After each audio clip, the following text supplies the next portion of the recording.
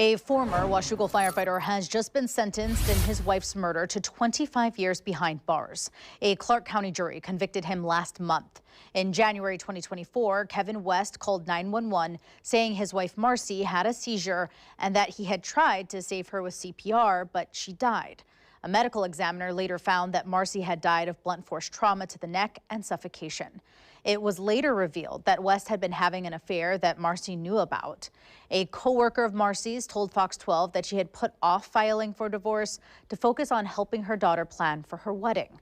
West had been serving as a battalion chief for the Camas-Washougal Fire Department at the time of his arrest.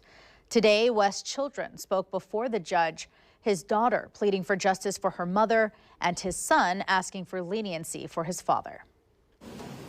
Throughout my life, he has demonstrated integrity, compassion, dedication to our family in ways that consistently match what he said.